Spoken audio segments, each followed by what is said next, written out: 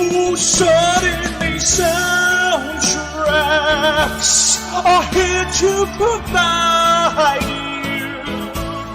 Suddenly soundtracks will show you care.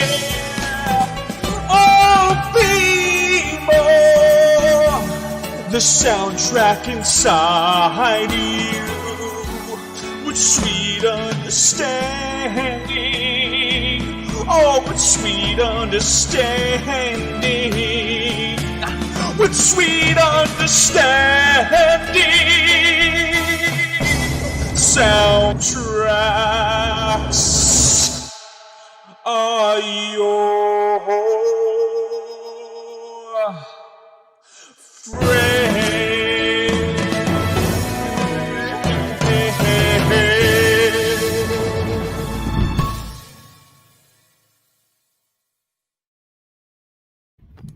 Hey guys, welcome to Suddenly Soundtracks. You know what the show is. We judge a movie solely based on the soundtrack that it provides. Before I go around the panel, I'm going to introduce you to what this show is about. First, we go through each song, track by track. Every panelist gives a score depending on how they feel about a certain song. We judge it by the soundtrack that it provides, not the film itself. That rule is going to be kind of squandered with this song because it's a clusterfudge of music. And it's great music, but it's a clusterfudge to go through all of this stuff. But before I get to my guest, the ratings are as follows. Hard Rockin', you only get 2, is 6 out of 5. Rockin' is 5 out of 5. Downloaded is 4 out of 5. Shuffle It is 3 out of 5. One Time Listen is 2 out of 5. And a Skip It means it's a piece of shit is 1 out of 5. And I'm here with 4 diehard Moulin Rouges. Moulin Rouges. Moulin Rouges. Hashtag Moulin Rouges. So first up, before we get to the special guest, we have Maxwell Haddad. Hey Maxwell, this is your billionth time on Suddenly Soundtracks. How are you feeling, and what are your thoughts on Moulin Rouge, and when did you first see it? I saw it as soon as it opened when I was living in Florida when I was in high school. I think it hit New York first and then opening weekend, Friday night with my dad. He hated it. I was in love immediately. Which pretty much sums up my relationship with my dad and our differing tastes on entertainment and art. Bada bing, bada boom. Right over to Kristen Smith. Kristen, you love this musical. You're a last-minute replacement for PJ, as always, I'm the last-minute replacement. This happened on Little Shop as well. So yeah. I'm here. Why do you love Moulin Rouge so much? When was the first time you saw it? Because it's great to have you here. I have no idea when the first time I saw it was. All I remember is I got super obsessed with Ian McGregor, and I watched everything he was in, which at the young age that I watched everything he was in, probably not the best. Yeah. There were some things he was in that maybe like a 11-year-old or whatever shouldn't see, but that's fine. Like Attack of the Clones. He's fantastic. Yeah, exactly. She was probably going more like Train Spotting. Yeah, Blue Velvet. So, those, but I watched everything he was in, and then I got to this and I was like, oh, this is fantastic. Mm-hmm. It's got great music. I can't watch it with my parents in the room. It's everything you want. You literally, you go to the basement, you watch it on the little TV for the one scene where she fakes an orgasm, and that's it. That's you're like, okay, turn the volume down real low and turn it up when you start singing again. It's all good. Yep, you can tell everybody that is your song. Now down to Paulie. Paulie D, you're from Call to Action. People in the Schmodown community love you and know you. What are your thoughts on Moulin Rouge? When did you first see it before we head on to this? I first saw this when it came out. I was a musical theater buff for a long time, did theater in college and things like that. I also was a Star Wars buff, so Ewan McGregor was great for me as well. So my wife and I went pretty much, not opening weekend, pretty much right after, and it pretty much hit all the right touches for me, and I grabbed the soundtrack and haven't stopped listening to it since. 110%. Now our big special guest, the person who, this is the first time she's ever been on the PJ Campbell Network, and she's a friend of all of ours, Rachel Cushing. Rachel, I know you have a huge connection to Moulin Rouge. When did you first see it, and why do you love this so much? Well, I'm going to age myself because much older than the rest of you the first time I saw it. I did see it in theaters, and I came to it because I was in film school, and this was, that eye-opening cinephile is born time for me. And so I was just taking everything in. But secondly, I was studying in Australia. And I'd been introduced to Baz Luhrmann's first film, Strictly Ballroom, which is fantastic. I highly, highly recommend it. And I fell in love with that film, and I flew back to the States, and a month later, Moulin Rouge came out in theaters, and I was there opening weekend, and it was even better than Strictly Ballroom in my mind. It was everything that film could be. I just, it's so interestingly made, gorgeous. The editing is unreal. And yeah, I fell in love with it and, got the CD the next day. Yeah. So we are going, that's a good transition, and we are going to actually go through the soundtrack of Moulin Rouge. Now, before you guys are like, oh God, these guys aren't really judging this solely based on the soundtrack. This movie is split into 2 volumes, and they released the first volume of the CD probably to get airplay, probably to make money, because a lot of these songs are very eclectic and they're performed very eclectically. But on the soundtrack, they're performed by various celebrities and stuff. So we're going to get through all those differences along with the actual songs themselves. With the first opening track, Max, I'm going to let you start this off. Oh, it's under pressure to start. Goodness. Yeah, of course. I have no one to steal from now. We're going to start with the opening track, Nature Boy by David Bowie and Children of the Revolution. There's a lot of differences between the soundtrack and the actual version we see on screen. So, Max, I'm going to ask you 2 things. What are your thoughts on these 2 songs and the differences between them and the actual film itself? And what are your overall thoughts before we get into ratings? Gosh, well, Nature Boy is David Bowie, right? And so his voice is singular and iconic, and it's such a great way to get you in the frame of mind and the mood as to what this film is kind of going to be. It's sort of very hypnotic, at least on the soundtrack. It's mesmerizing. It draws you in. You're intrigued by this voice and the story and what's going to happen. And then to go from David Bowie to Bono is kind of like tonal whiplash in a lot of different ways I can't even begin to articulate in a short amount of time. But Children of the Revolution is a pretty rock-heavy song. It's a lot of fun. I don't like it as much as Nature Boy, but the 2 of them together, and then sort of with the Green Fairy, Kylie Minogue stuff that is also part of this in the film, makes for a really bam, you're in the movie. You're either on its wavelength from the beginning or you're already checked out, because it's hyperkinetic. It's a lot of different type of musical styles all together, and it's a great way to just be we're off. Yeah. The Children of the Revolution in particular kind of introduces everybody to kind of Ewan McGregor's character and the three guys that are basically his backup. And we're introduced to this eclectic director named Audrey, who just leaves between 5 minutes into the film. Kristen, what are your thoughts on Nature Boy and Children of the Revolution and its difference between that and the soundtrack? Yeah, so Nature Boy, like Max said, is fantastic. David Bowie is fantastic. So there's not much else you can say in terms of the actual song, the performance of it. It's just really, really great. But the song itself, the lyrics, the feel, everything puts the entire movie into a perspective. So you enter the movie from a frame point of this is not going to end well, because movies very rarely start with, really drawn out and subdued vocals and minor keys. When a movie starts out in a minor key, it's probably not going to have a happy ending. So it puts you in the right frame of mind to kind of see this as a tragedy. So if you're looking at really great romantic things like Romeo and Juliet, it's a tragedy. Yeah. It's a romance tragedy. So it puts you in that frame of mind to watch the movie. And so you kind of get lost in the middle thinking, oh, maybe it will be happy. And then at the end, obviously, there's spoilers, please. Oh, yeah, this is spoiled throughout. Yeah. So I don't know. I mean, the movie kind of spoils itself, to be fair, with the first song. But then it moves into Children of the Revolution, and it's very Bono. It's very Bono. So if you like Bono, then you will probably like this. Yeah. And if you don't like Bono, then you probably won't. In the movie, it's a lot better. It's a visual feast in the movie, and it's way better in the movie than it is in the soundtrack, in my opinion. It's very Bono. Yeah, on the soundtrack you get the full songs too. And in the movie, "Children of the Revolution" is hardly there and hardly really present. It's there for a couple seconds or a couple minutes, and it doesn't really have this much staying power compared to the Bono version. Rachel, I'm going to ask you, what are your thoughts on the introduction of these two songs in the film? Yeah, I'll piggyback off what Kristen said. Yeah. The first song is about tone. It's about it's setting you up for what this film is really about. And if you saw any of the marketing, it's actually kind of surprising that that's where you start. You start realizing that this is a tragedy. This is a melodrama where this is, and nobody can do that voice better than Bowie. So it's a perfect introduction, though it is kind of surprising.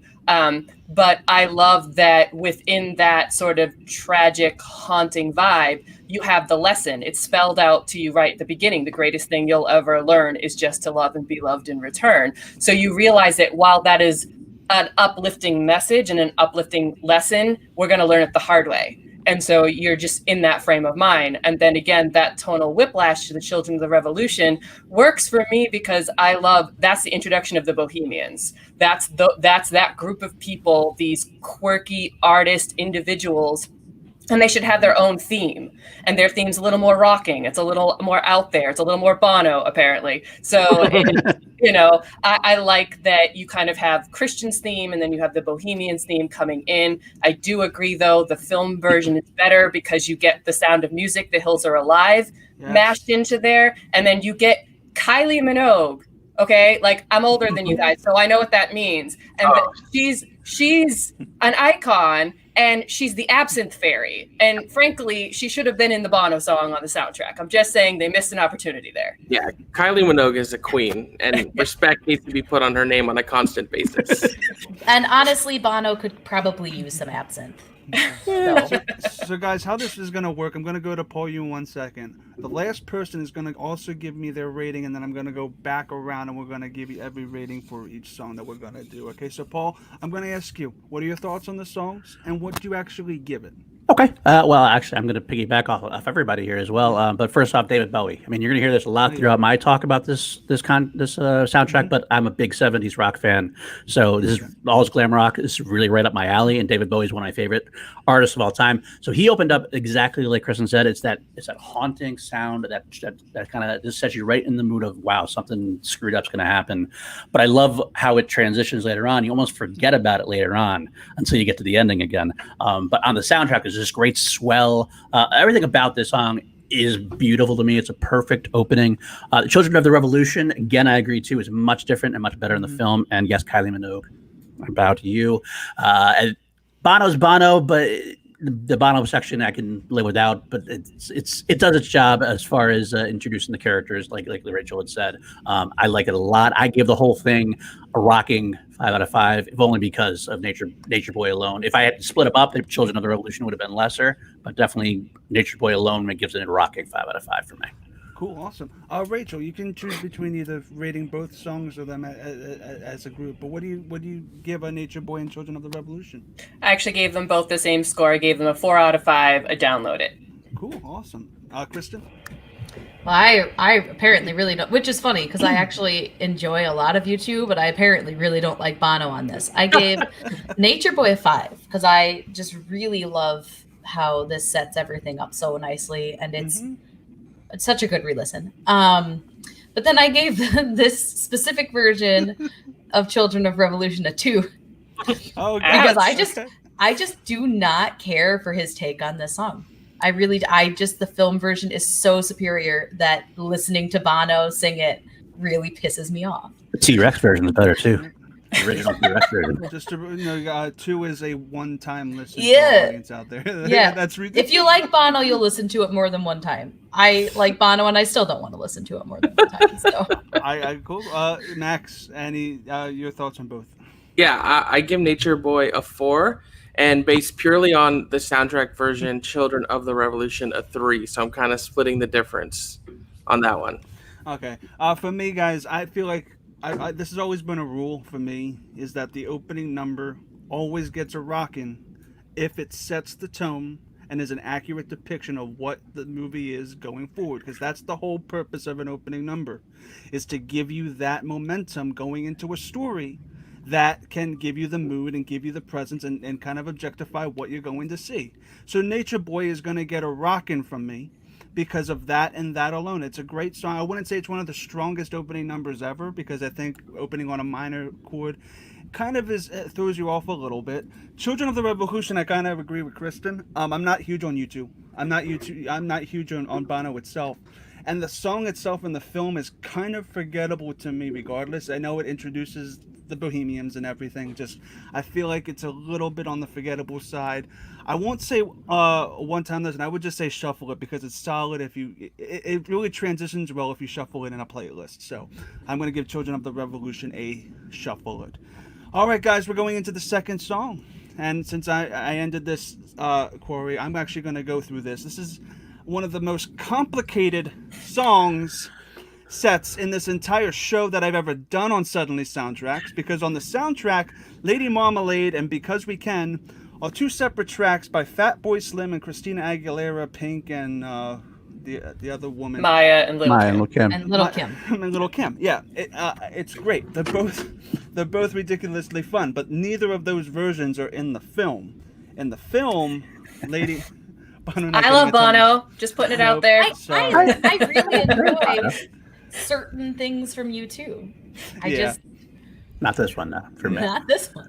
So I want to just get into this. This is our introduction to the Moulin Rouge. This is the Moulin Rouge medley in the film. These two songs, along with a great arrangement of Smells Like Teen Spirit from Nirvana, really encapsulates who actually Hector Ziedler is. I hope I pronounced his name right. And it establishes his power and his showmanship around his dancers, played by the amazing what's his name? Jim Broadbent. Jim Broadbent. He's phenomenal. He's in Harry Potter. He's in a lot of things. So I'm gonna topsy-turvy. Exactly. I'm gonna throw it to you, Rachel, because this is complicated and you can go through each individual song and your thoughts on the differences. What are your thoughts on this medley and these songs in particular?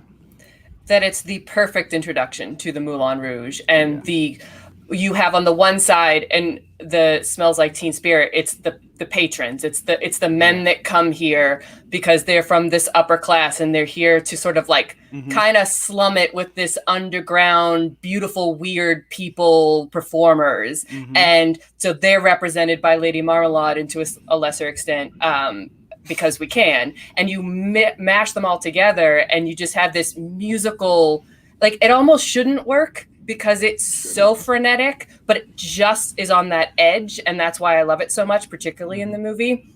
Separately, the songs on the soundtrack, again, I was 21 when I saw this movie, and Lady Marmalade was my anthem. Like that, to have those four musical powerhouse women sing this song, and that music video, used to play it on loop. Like it meant everything from like a female empowerment, strong, beautiful, live in your own skin. Like it really touched to me and my age at that time. And so like, that is just one of the greatest songs. And I love that it has its own radio version, because that in and of itself is a great song. And then the integrated version in the show. Because We Can, I love almost as much, and I can't even really articulate why, except that he's made it onto every workout soundtrack I've ever made. Like, it's so driving. It's lyrically hardly anything going on, but I love there's nothing going on lyrically. Over and over. But it's the rhythm, and like there's so much international flair throughout this soundtrack, which I love, but you have a Latin rhythm, you have an African rhythm. Like there's something about it that is so like, it's driving, and I love it from start to finish. Smells Like Teen Spirit, I just wish that version in some way somehow was on the soundtrack, but it's not. Yeah, I'm convinced it's the right issues, because there's another reprise of it that gets cut from another track we're going to get into. Paul, I'm going to go to you second. What are your thoughts on this medley and the differences on the soundtrack? Similar feelings. I mean, I'm older than you, actually, Rachel. I was actually about 24 when I saw it, and but that was the single version was one of my wife's favorite tracks at the time. I don't think I went the whole summer without hearing it at least 5 times a day at one point. But it is exactly the perfect introduction to the characters of the Moulin Rouge themselves. To like a little bit as seedy, but a little bit vibrant. There's just like this great combination of color, vibrancy, like energy that just kind of, you could tell exactly what you're getting into now for the rest of the movie at this point, especially as a contrast to the Nature Boy opening that we talked about. I did like that Because We Can. Like I loved Fatboy Slim's. It was like it's such a of the moment, of the time, of the 90s sound. So it's that little knock on you saying, here, this is your time. You can be in this Moulin Rouge as well as us, even no matter what, the timeless thing. But it has that little moment of the 90s to it. And then It Smells Like Teen Spirit. Oh God, I love that aspect. I wish I had a full version of that, because that is such a great take on such a great alternate take on such a grungy song. It's amazing what they do with different songs and how they make them into different things. You almost don't recognize it at first. You're kind of like kind of that earworm, like, wait, oh, this is what this is, and it just works so well. I love the seediness, the power. It's a great one. It's a great one for me. 110%. Max, to you. Yeah, it's hard to add much because you have a fiercely intelligent panel put together here. Lady Marmalade is an absolute anthem. You have 4 incredible women pop stars just riffing and blowing their faces off in a super powerful, sexy way. It brings you into the Moulin Rouge, the club itself, and then transitioning that into Because We Can with Jim Broadbent meets Fatboy Slim, something you probably wouldn't expect. And like Paul was saying, it makes for a timelessness, because one of the great aspects of the musical selections throughout this movie is how you're in Paris back in the day, but it's meeting more modern musical genres in this sort of melange that makes it out of time and out of space. And I think Because We Can is one of the great examples of that. And then Nirvana, I mean, Smells Like Teen Spirit is an all-time great song. I love the way they use it. I wish I could listen to it on the soundtrack, as everyone said. I'm going to have to watch this movie in the next few days because I want to hear all these songs in context now again. Yeah. Kristen, I'm going to go to you. What are your thoughts and what are your ratings? Great. Okay. Everyone has said like everything at this point. Yeah. I love that Lady Marmalade is still a banger up to this day. And in the immortal words of Leslie Knope, soul sister, gotta get that phone, sister. Real Lady Marmalade. It's fantastic. I love this. Like, it literally is still in like pop culture. Like, people still make pop cultural references about this song. Like, that's how powerful it is. So I'm going to give each individual, except for Smells Like Teen Spirit, which isn't on the soundtrack. So I'm just going to say I love it. Lady Marmalade is a rockin'. I absolutely adore it. It's perfect. Because We Can, it's really fun. And actually, Rachel talking about it like had me bump up my score a little bit, because it is really good for like working out. If you're like just listening to it, like for me, the soundtrack is such a big like belting like singing soundtrack that I want to listen to it to sing to it. So I usually will skip this song, but it is a great workout tune. So it made me bump up my rating to a 4 for Download It. And then Smells Like Teen Spirit is fantastic. They do utilize this song like to perfection in the movie, and I just wish that it was on the soundtrack somehow. Cool. Paul, what do you give it? Exactly the same thing. Lady Marmalade, 5 out of 5. Rockin'. It's a banger today, banger forever. I can't see it not being a banger. But Because We Can, again, similar things. It's not quite at that level. I would call it a download because but it is very, very strong and very good. But it's not quite as lyrical. I'm not a huge Fatboy Slim kind of guy, so I wouldn't put on a Fatboy Slim's soundtrack. But in this case, I go as one track. I could download it and listen to it absolutely, because it's great part of the movie. So cool, awesome. Rachel. It kills me, and I know that other people are going to say that we only get 2 6 out of 5s, and I really want to give Lady Marmalade a 6 out of 5, but I can't because we're getting there. So it's a 5 out of 5, and I make no apologies for it. Because We Can get a 5 out of 5 as well, because that just it gets me moving every time I hear it. It's the 6 out of 5s are honestly the hardest part about this show. Yep. Yep. Max, you know what I'm going to ask? Yeah, I give a 5 to Lady Marmalade and a 4 to Because We Can, which would make a great political anthem if used properly by the right candidate. How about it? 110%. For me, I'm actually, I kind of differentiate between you guys. I'm going to give Lady Marmalade, yes, a rockin', and Because We Can, I'm going to give it a download. I think it's awesome. I think just it gets knocked down a peg for me just because it is the same thing over and over again. And yeah, it's just that the lyrics are not really that. It's basically a supercalifragilistic. Yeah, it's that kind of thing. So I mean, it's Whoa. fun. It's great. I mean, there's a lot of lyrics in supercalifragilistic. Yeah, that was a A bad. lot of lyrics. That's a horrible thing. I'm just thinking about the beat of it. Yeah, that's a bad comparison. But yeah, that's a horrible comparison. But I actually am going to give. Yeah, I am actually going to give a hard rockin' to the medley in the film. I feel like the musical medley, listening to it in the film, I just feel like that medley itself is the first of my hard rockins that I'm going to give, because I really like the performance, because again, it's a different performance to these other two songs, and I just feel like the medley itself, I really like how it introduced everything, and I like listening to it because I actually ripped the DVD on MP3 and put it in. It's really good. It sounds nice, and I just like the medley, so I give the medley. Yeah, I like the medley. That's shocking. I know. I have another 6 out of 10, 5 too. So, all right, I'm gonna go to the next track though, which is Diamonds Are a Girl's Best Friend / Material Girl. Kristen, I'm going to go to you first. Are you okay with this?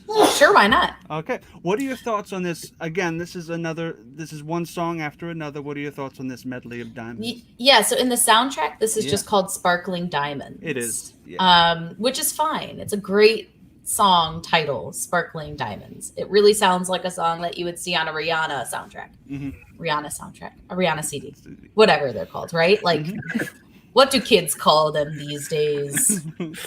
Yeah, it's honestly, it's this like one of the more iconic medleys for this musical. Mm-hmm. I mean, you kind of think of these songs, and first you think of the original versions, and then the very next thing you think about is this musical, and then maybe a very famous commercial for Diamonds Are a Girl's Best Friend. But besides that, like, you think of this musical. Mm-hmm. And it's also really great character building for Satine, because you get like this fake superficial thing that she puts on as a front. And then you get parts of it where you see her dreams and aspirations in the film.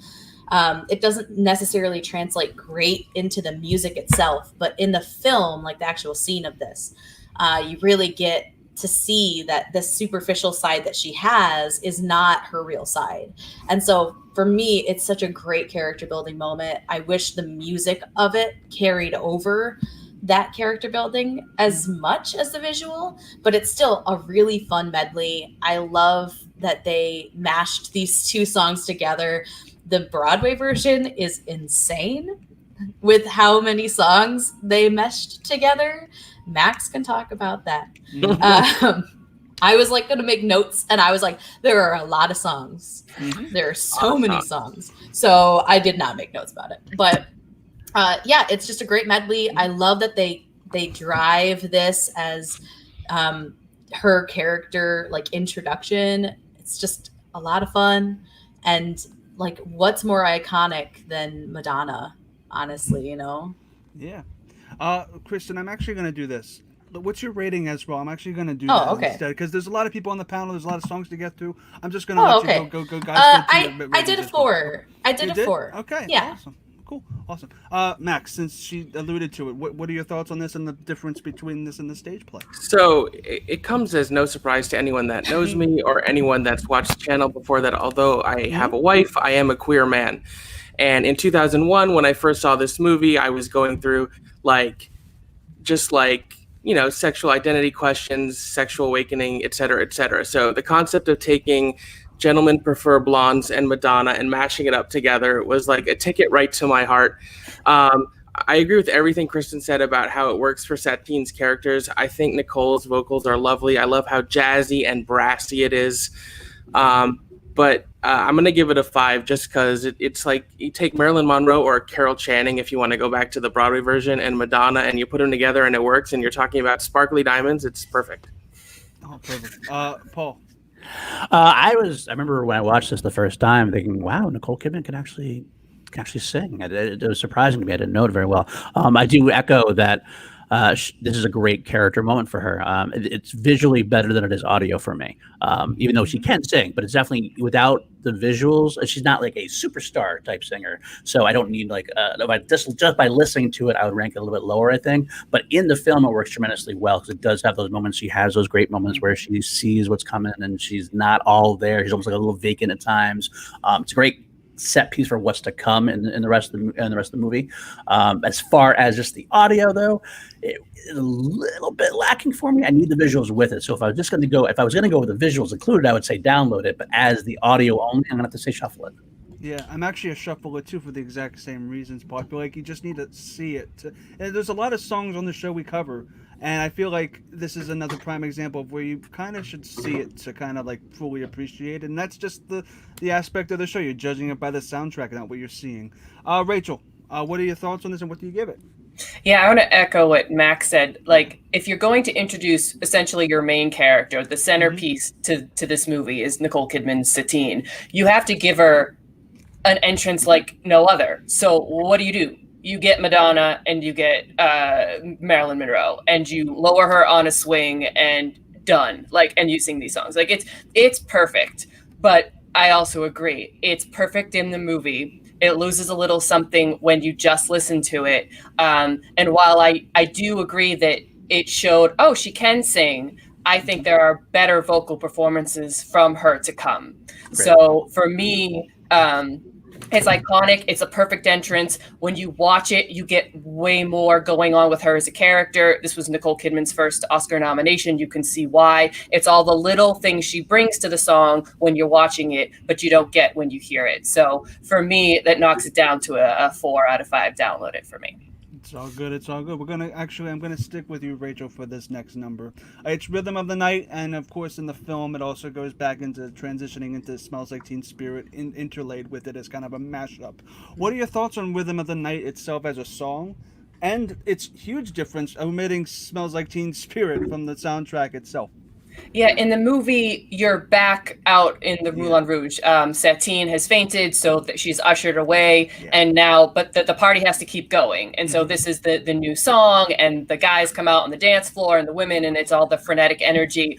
But for me, my attention is with Satine. Like, the story has swung that way, and we've already had the mashup of all mashups with Smells Like Teen Spirit, Moulin Rouge, and Because We Can. So this one just doesn't live up to it, I don't think, as well. And as far as the song Rhythm of the Night, it's another good like workout dance. It really encapsulates like the vibe in the Moulin Rouge, but because it comes after Lady Marmalade and Because We Can, for me it's just like, it's good, it's fine, but those were better in my mind. So I give it a 2 out of 5, a one-time listen. Yeah, I give it a one-time listen too. Actually, I was going to bring that up, is that it just kind of feels kind of repetitive, and that even on the soundtrack it's like, why are you here and not The Show Must Go On, or something that kind of would differentiates itself.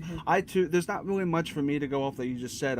Rhythm of the Night gets 2 out of 5 for me as well. But Paul, what are your thoughts on this? Yeah, I think you're cribbing for my notes as well. I didn't think there was much to it. I mean, I think the song kind of felt just tired at the time, and especially taking on the soundtrack when you take off the Smells Like Teen Spirit, it's the only thing that made it even somewhat interesting. But even that was kind of, I don't want to say tired, but it was repeated. We've already heard it at that point. So at that point, I just didn't have much to it. It's not skip it. It's not like garbage bin kind of material, but I'm not going to choose to listen to it very often. It's okay. So I'll give it 2 out of 5 as well. Yeah. Max, do you have a different opinion? No, I don't really differ that much, other than I'd probably give it a 3 instead of a 2. It is a fun song. I like the original version of the song. I think it actually, as opposed to most of the rest of the soundtrack, this song is almost better on the soundtrack than it is in the film, because in the film it's just sort of there in the club, and as Rachel said, your attention is already on other things. But on the soundtrack, it's a fun dance song. You can play it and listen to it, but it's not great. Yeah, I kind of agree with that too, is that it does play better probably on the soundtrack because your attention is focused elsewhere. Kristen?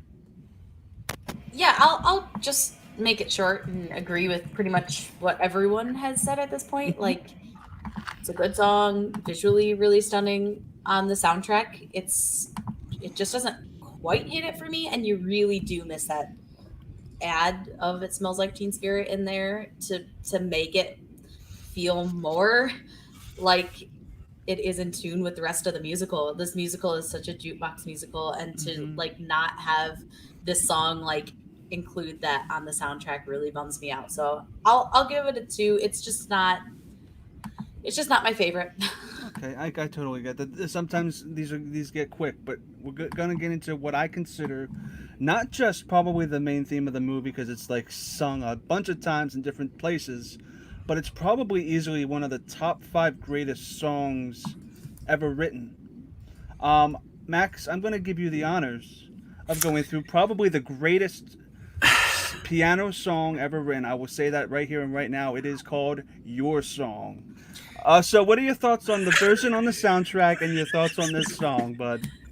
So, Chris, you and I have talked ad nauseum Yes. about how great Your Song is. I couldn't agree more that it's one of the greatest songs ever written. It's one of my go-to karaoke songs. Then on the other side of me, I have Kristen Smith. And Kristen Smith and I have spoken ad nauseum about who is more in love with Ewan McGregor. So when you combine those two things together, I mean, Ewan's vocals are gorgeous. I love how they transpose the song to a slightly higher key. I love the orchestral notes they added to it. It's not just a piano song in the film. And you're right, in some ways it does become the theme song for the film.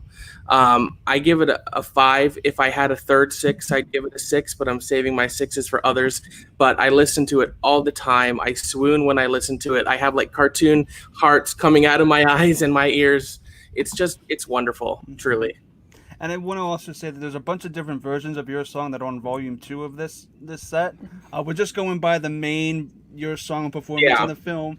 It's reprised a bunch of times when we get to those and those medleys that we're going to talk about later. But this is, again, one of not just the best songs on the soundtrack, but the greatest song of all time by Elton John from 1971.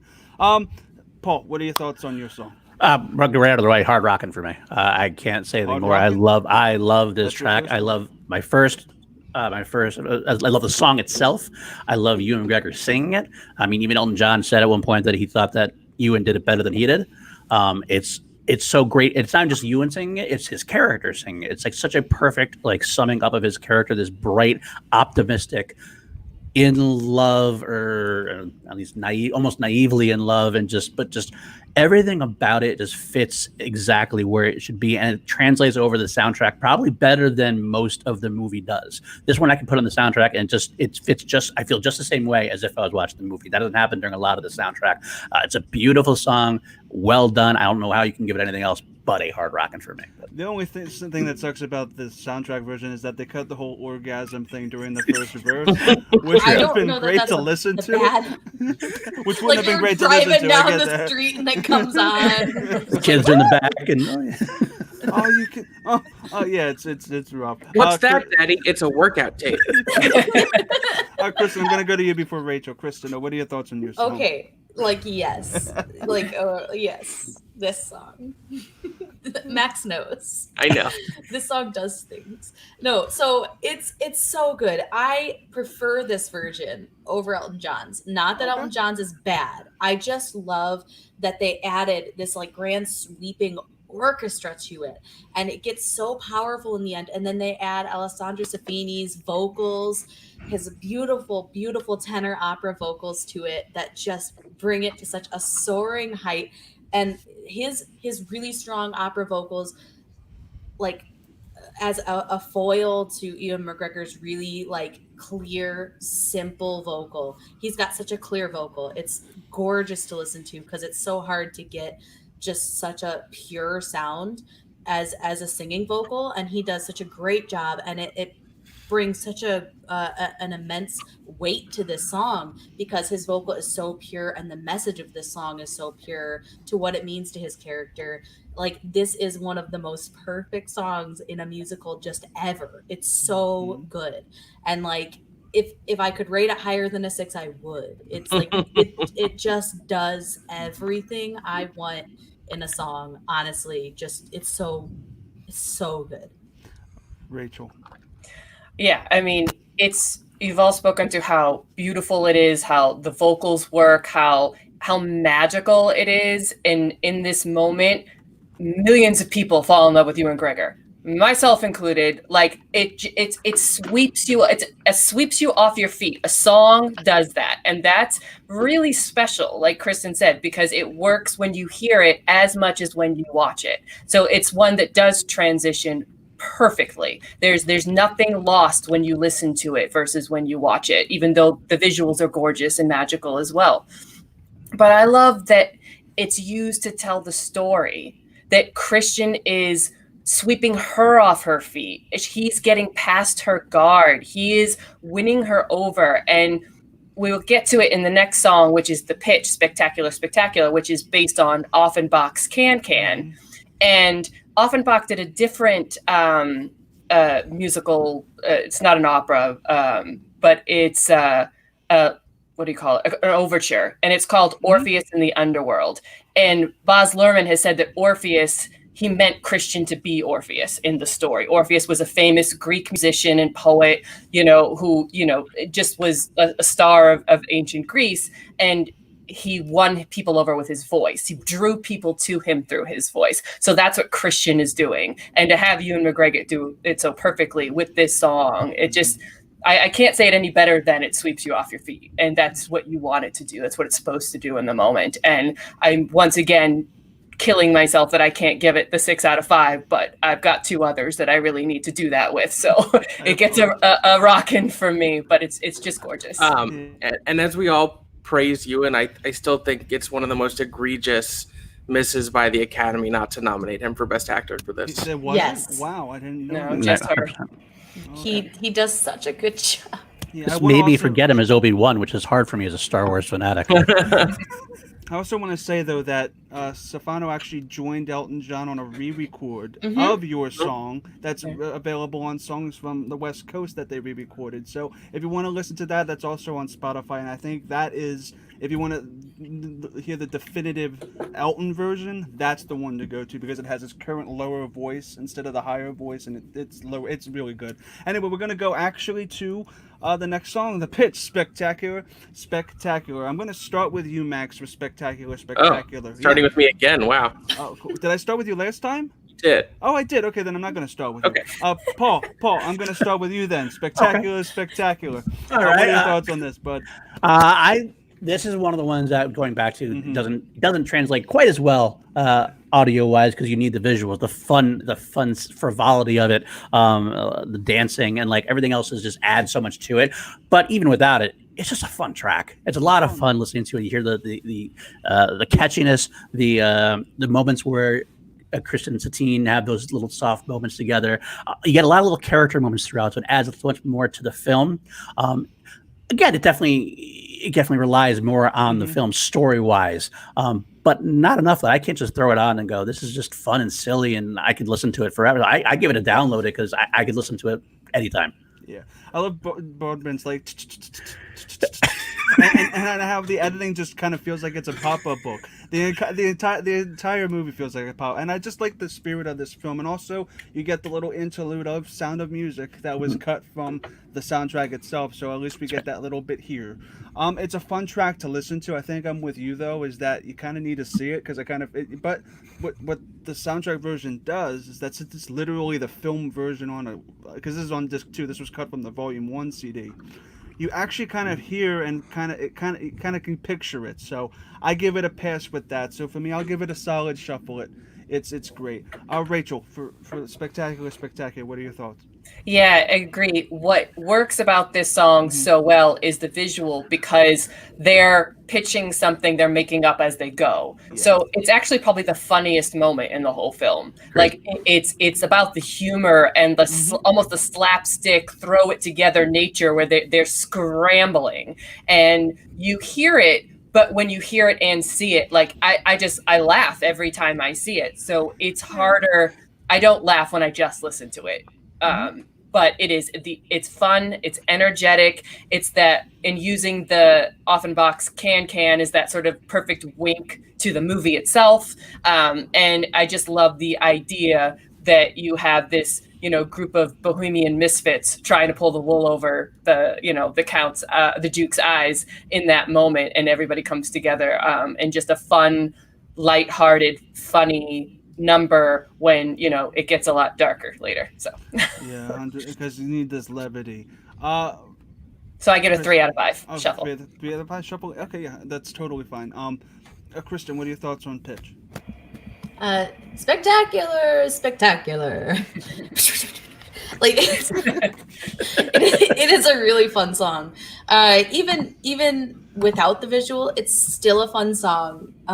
Just because of how much is like mashed into this thing.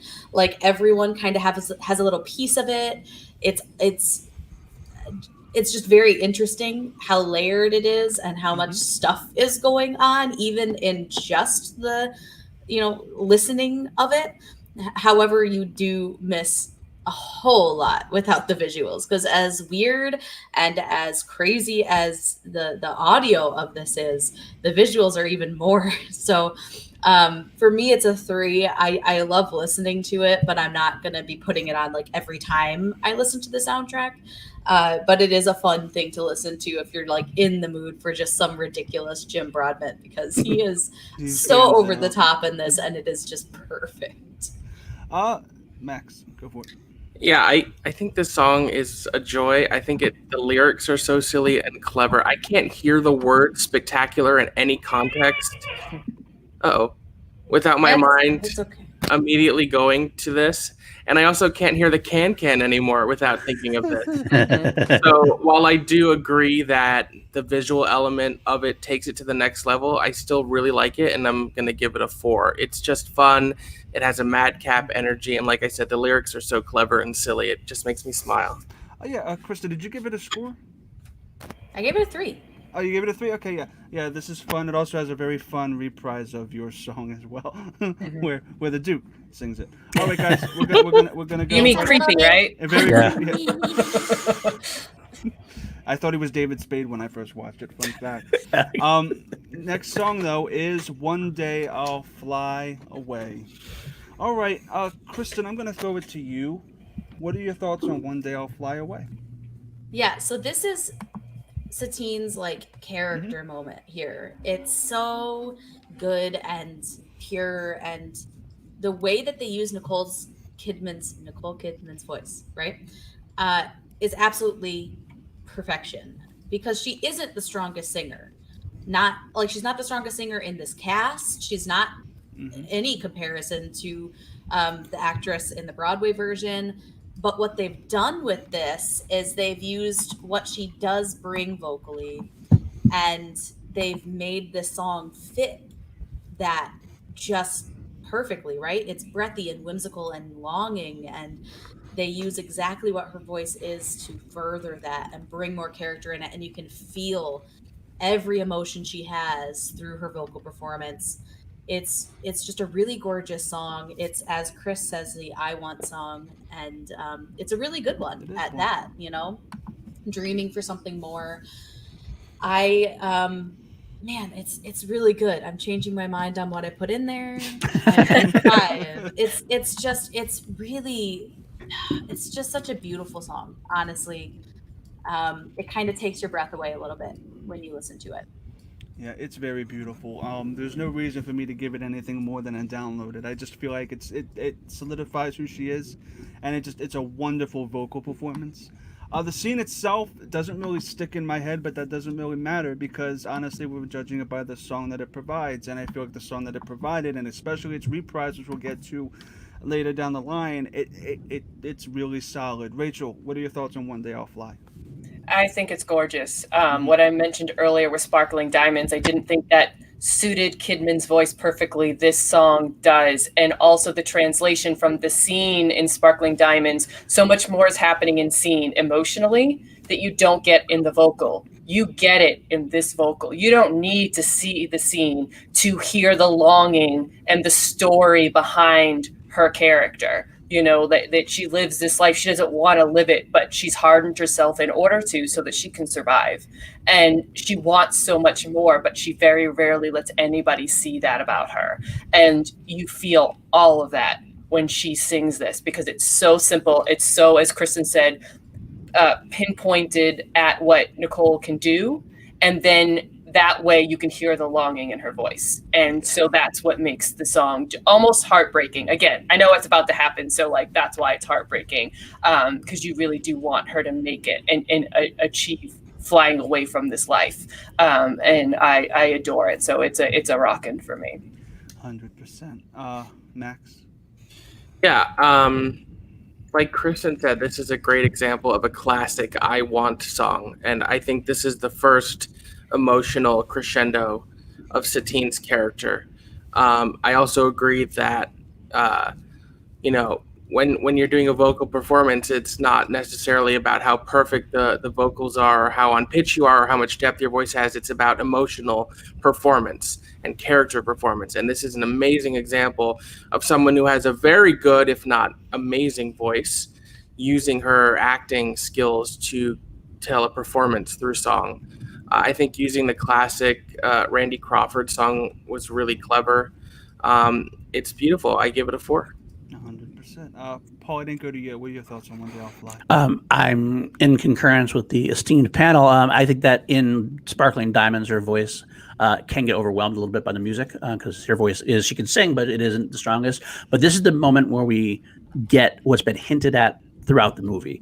Like we get the movie through, you get these little hints of these character work, this little hint, and here it is. This is her like completely bared away, her emotions are stripped bare, and like this is really who she is, where she is at this moment, and the vocals, the sound, her voice is beautiful, and the music accompanying her is beautiful as well. I think the whole thing works perfectly how it's supposed to, and again, it translates so well. I think like you said, Chris, in a way, the scene itself in my mind, I'm like not too. It doesn't come back to mind so easily, but the sound itself, right on the soundtrack, I got it perfectly where she is. I give it another download 4 out of 5 for me. It's a solid track. Rachel, this is another tempo song, as Winnie the Pooh might say. This is the Heffalump Love Medley. It's the Elephant Love Medley. What are your thoughts on these? Before we get into it, I'm going to say that this is a huge medley. It contains All You Need Is Love by the Beatles, I Was Made for Loving You by Kiss, Just One Night by Phil Collins, In the Name of Love by U2, another Bono song, Don't Leave Me This Way by Harold Newmar and the Blue Notes, Up Where We Belong by Joe Cocker, We Could Be Heroes by David Bowie, and I Will Always Love You by Whitney Houston, and then it just goes back into Your Song. So what are your thoughts on the Elephant Love Medley, Rachel? Can I call it the Oliphant medley if we're going with elephant puns? Yes. Just I gotta stay on brand, right? Love it. All right. All right. Got that out of the system. And hard rocking, hands down. This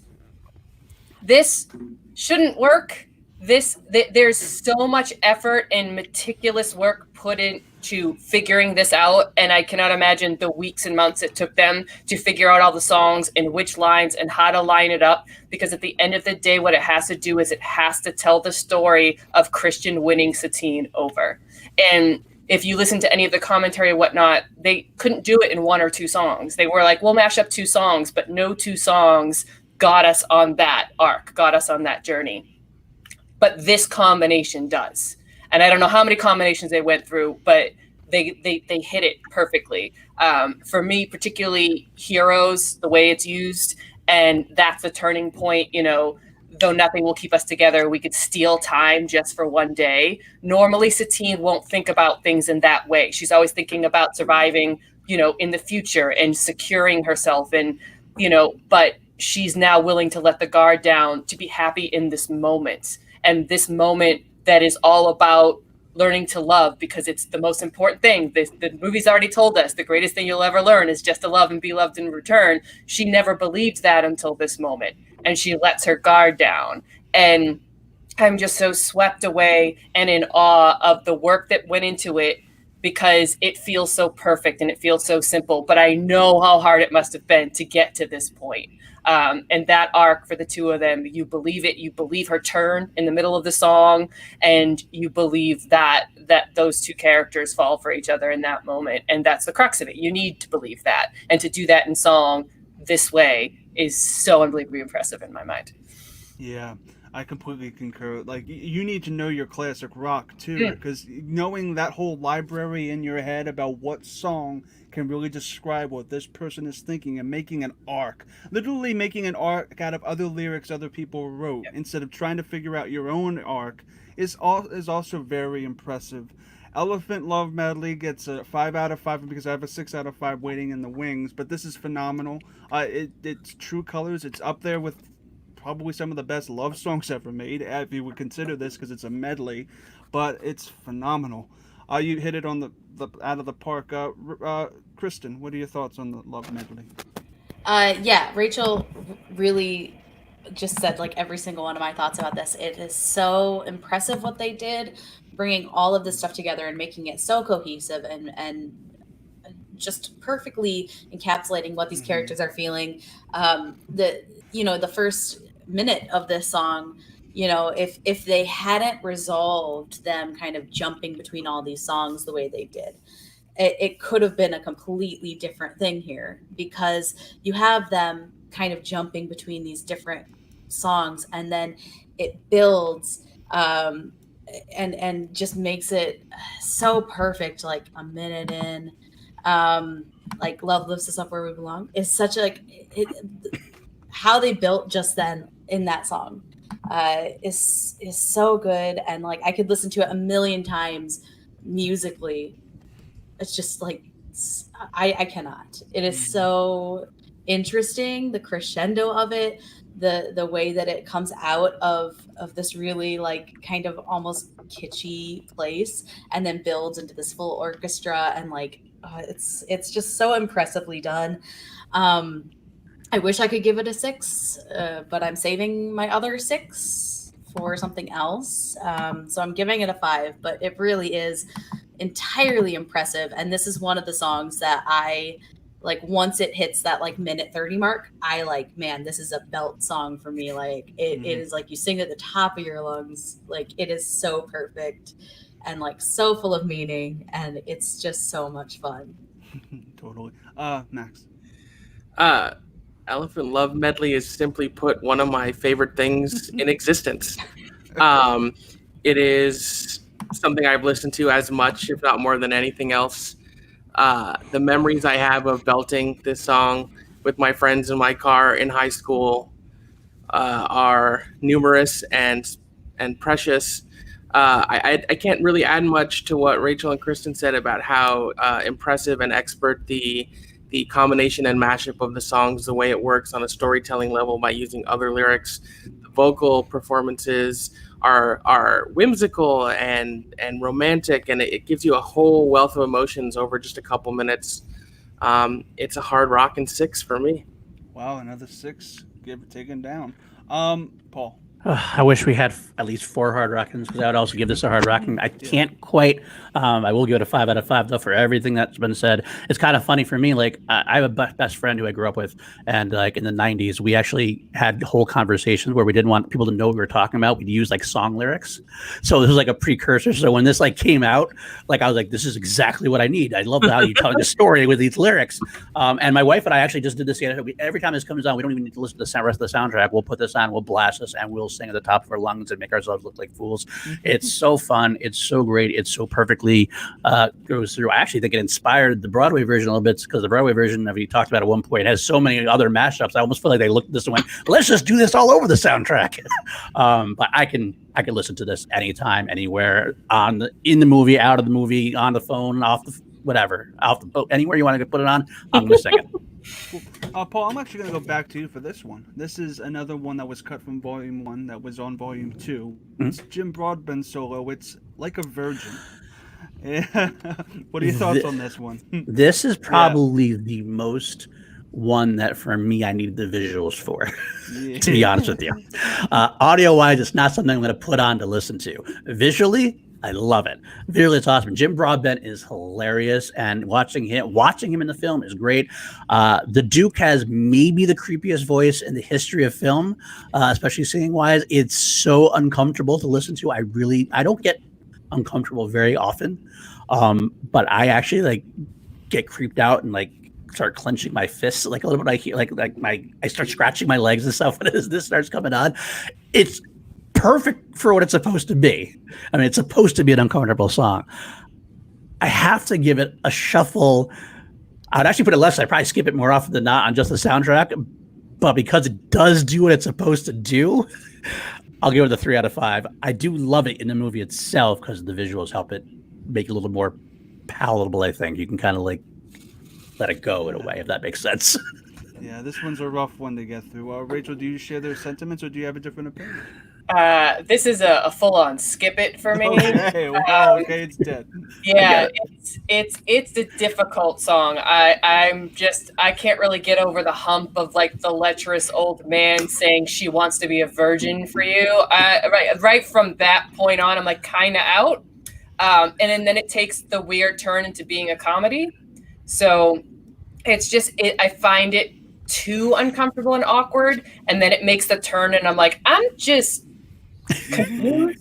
I know what it's doing. You're right. I mean, I suppose because I'm uncomfortable, it's doing what it's supposed to do. But it almost went too far for me. So it's my least favorite scene in the film, and definitely not one that I go back to and listen to very much. Sorry, Jim Broadbent. I do love you. It's definitely nails on chalkboard. Max, do you share their sentiments or do you have a different? I do share their sentiments. Oh, okay. This is one that I'm very glad is on volume 2 and not on the actual first soundtrack that came out. I think in the context of the film, as creepy and disgusting and lecherous is a perfect word as the scene is, it works for the film, and as a listening experience, it's icky and not ideal. I'll give it a 2.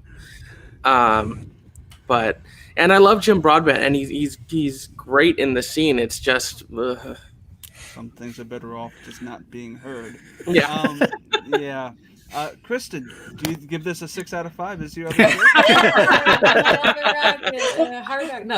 No.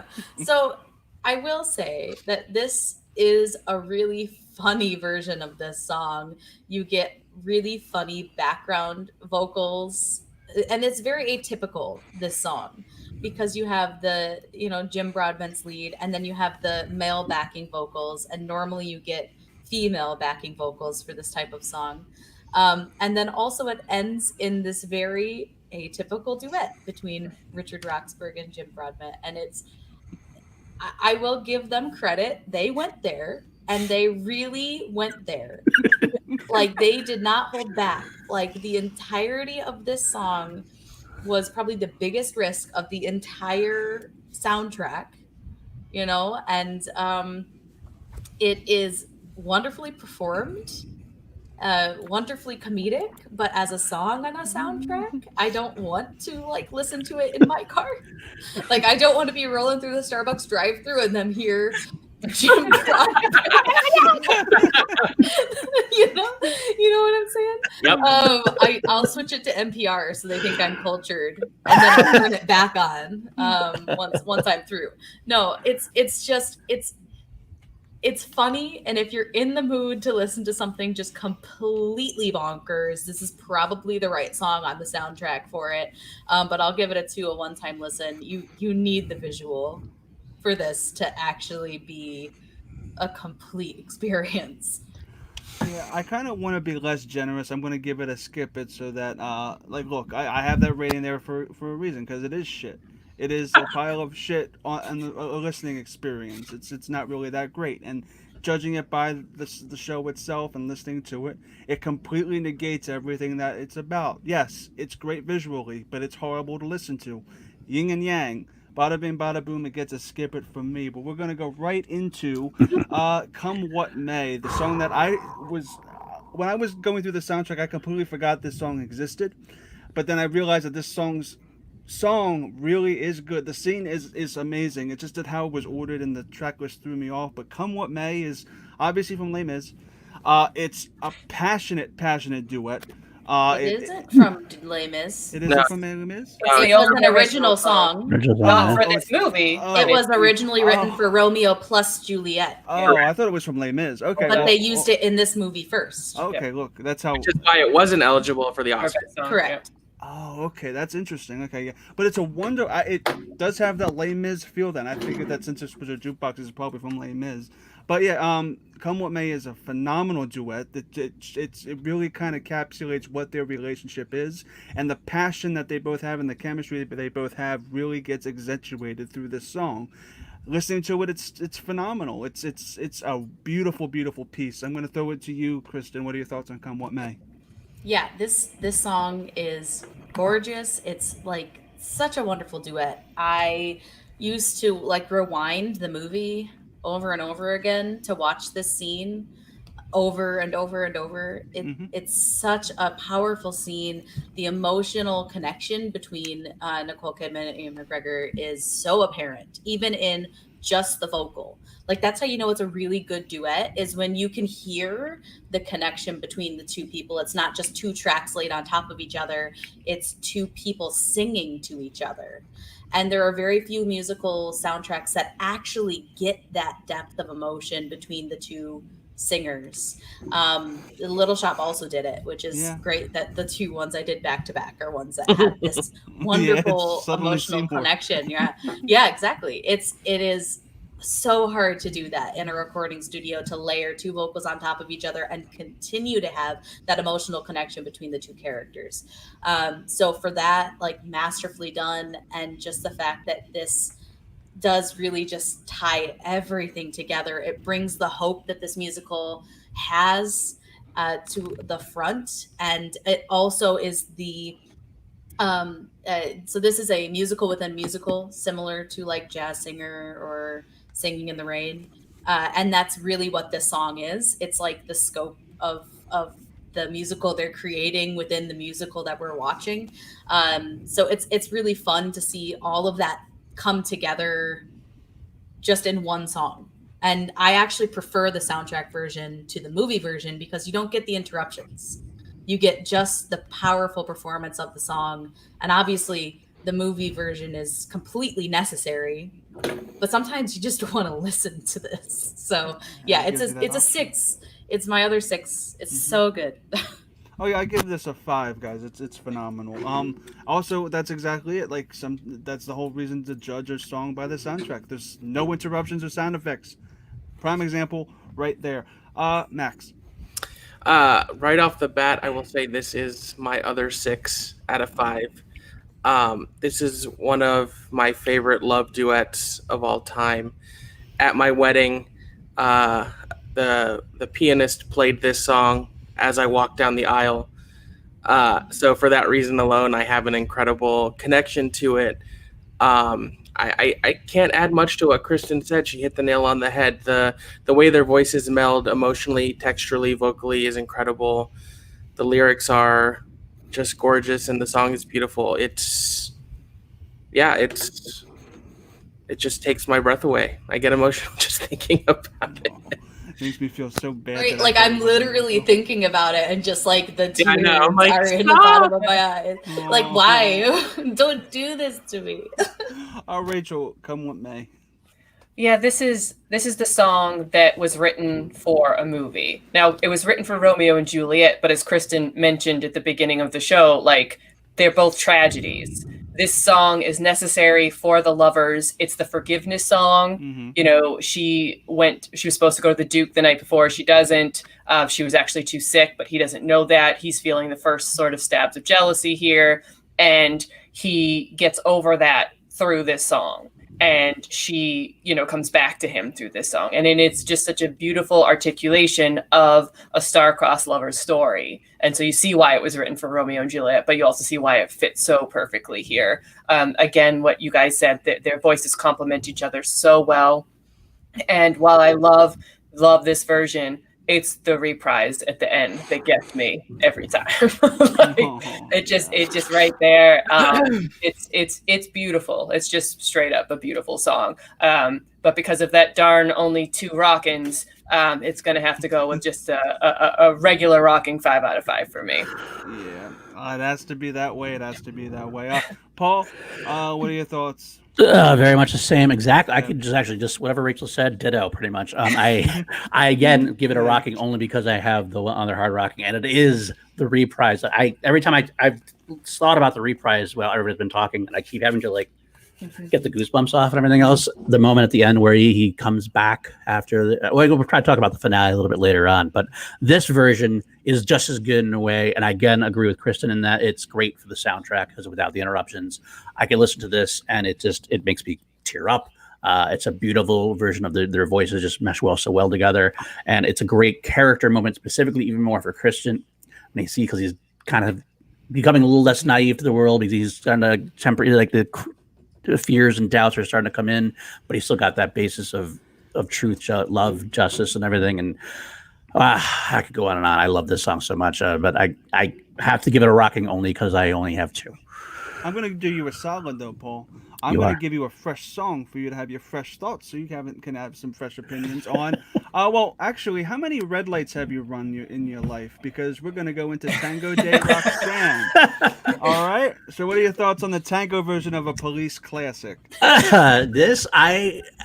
It almost shouldn't work if you told me about it. If you listen, like if someone tried to explain this to you, I'm like, really? It doesn't fit well, but the orchestration of it is so good. It's so good, and the gruff like voice, almost like that growly voice, everything about it works so much better than it absolutely should. It's I don't want to say it's fun because there's so much emotions going around, but it's this like layer of fun while there's this like under layer of seediness underneath, just like the song itself in a way, just like the original song to a degree. So it fits. I can't believe how perfectly it all fit together. I do like it more visually in the movie than I did, but I'll give it a download for that reason, because it's not quite as good without the visuals. But I love the voice and I love the orchestration of it, so everything works well together. It's a good one for me. I'm gonna go back to you, Rachel. What are your thoughts? Talk about a song giving me goosebumps. This song gets under my skin, and I love it for that.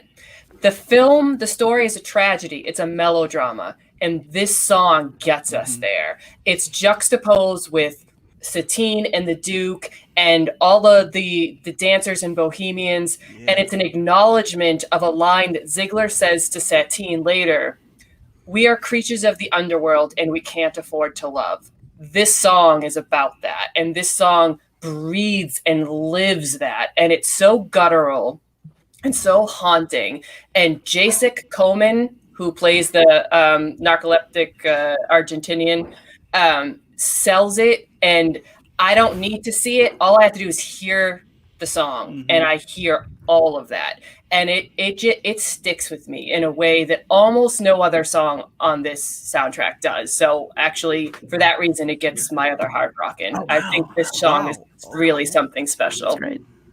His voice is amazing because it kind of reminds me of kind of like the Beast. Like it kind of has that kind of growl to it. Like I think it's great. Kristen. Yeah, I wish I had more hard rockins. I adore this song. It is complex. It is gritty. This whole soundtrack so far has been filled with these very whimsical and, powerful love ballads. And, while there are some sad parts in the soundtrack so far, it's been very subdued and, minor key. Then you get this song, which is such a foil to everything else that this musical has brought to it. It is gritty. The vocals in it, like they layer so many vocal tracks in that end, like 45 seconds. It is so hard to pick them all out. Like there are like 3 different Ewan McGregor vocal tracks in that last 45 seconds. He hits this really devastating high note in like the last like 30 seconds that ends with him just like screaming, and it is so great, and like it hits really hard emotionally, and you can feel it even just listening to it. Like the visual is obviously more of a connection because you see him singing it, but if you have seen it, that's his voice, that's his vocal, and exactly what he's doing when he's giving that performance. And there's this really great like fiddle through line for this song that starts at the beginning, and it kind of shows like the chaotic nature of what this song is, their emotions. And so that byline with the fiddle, it really like starts in the beginning, and it's very like a little more lyrical, but it's still, bringing that chaos in, because we haven't really had fiddle at all in the show so far. So it's always musicals, when they bring in a new instrument as a key instrument, really important to focus on. And they bring that in, and then at the end, it just goes full chaos, and you hear every emotion that they're bringing into this. with just that byline in the fiddle. And honestly, it is a master class for me in how to do emotional complexity and layering in a soundtrack. And I wish I could give it a higher rating. It is just, there are so many things they do in this musical that people like really don't think about. And this song really hits on so many levels. 5 out of 5, easy, Brock. And it's just his performance is great. Max, I know there's been a lot of opinions, and I know that you probably might have a lot of the same stuff. But what are your thoughts on Tango, Roxanne? Yeah, I agree with everything both Rachel and Kristen said. The growl of his voice, the fiddle, and then Ewan's singing is so hypnotizing. The only other thing I would add is that for whatever reason, I find this song incredibly sexy. Absolutely. I forgot that part. It gets me going in so many different ways.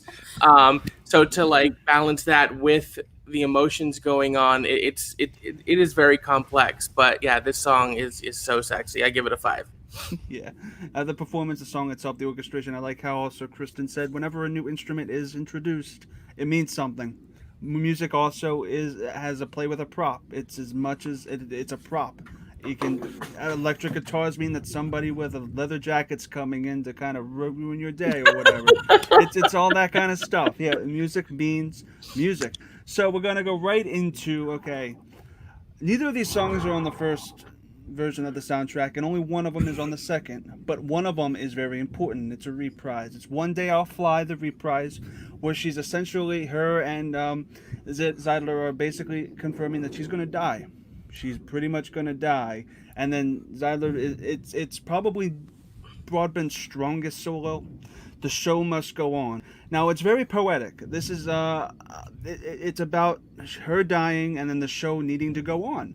Essentially, what Brian May wrote The Show Must Go On about was for Freddie. And I can't picture anybody starting this off than Paul, who's a huge Queen fan with that hat. Paul, what are your thoughts on this show-stopping number that just wasn't put on the first soundtrack for whatever reason? Well, I'm gonna no surprise here. This is my other hard rocking. This is the one for me. I mean, I definitely come in obviously a little bit of an advantage there. I didn't know this was in the. I'm a big Queen fan to the point where I even usually know when Queen's going to be in something, appearances, soundtrack wise. I had no idea this was going to be there. So I remember seeing this the first notes started playing. I literally like grabbed my wife's leg really hard and like dug my nails in, and she was like, "Stop!" Like, I was so excited. This is another one I have to say before I have a hard time even getting my mind around how cool this was. The beginning part, which is not on the soundtrack, I definitely cut from the movie myself and added to my own little soundtrack because the dialogue there, everything about it, like you said, she knows she's dying, and then she's got to give that self-sacrifice with Zidler saying, you know, like, you got to hurt him. That's the only way he's gonna get out of this, or else he's gonna die. You have to love him so much that you have to hurt him and send him away. And then you go into her breathiness, her broken spirit, almost completely broken, reprising her hopeful song in a broken fashion, and then you go into The Show Must Go On, which I cry at still. I told this story a little bit beforehand, but Freddie Mercury, Brian May wrote this with Freddie a little bit, mostly Brian May. And Brian was like, "I wish, can you do this? Are you up to doing this?" While he's dying of AIDS. This is one of the last songs he ever recorded, and he said, "I'll give it my best." He downed a couple of vodkas, threw himself up on the desk, and did it all in one take. And it's one of my favorite vocals from Freddie Mercury of all time. So juxtaposing that with the emotions that are in this film already, I cry like a baby. I cry like a baby every time because it's so well done. And because it's such a great vocal on the album track, having Jim Broadbent do it is such a perfect juxtaposition because you're not going to compete with a vocal from Freddie Mercury. You're not going to have somebody come on and try to sing like Freddie Mercury and like come even close. So having Jim Broadbent doing the low baritone, like bassy version, and it acts as it puts it all together in a different fashion, which makes it a different song with the same feeling. But it's so powerful. It's such the heart of the Bohemians, and the explosion of the symphony, the sound, the visuals, everything about it.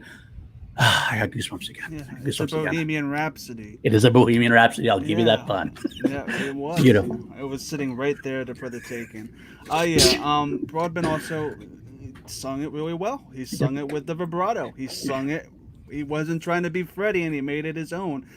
And yeah, this is my other hard rocking as well. It's 6 Oh, wow. out of 5. Yeah, I feel like I'm giving The Show Must Go On a 6 out of 5. I'm not rating the reprise because sadly it's not on the soundtrack. I would give that though a solid rock. It's one of the strongest reprises that this show in general has ever done. Because most of the time when me and Kristen go through a reprise, there's nothing to talk about. This one had a lot of meaning and a lot of depth. And I'm going to throw it to you, Kristen. What are your thoughts on these two?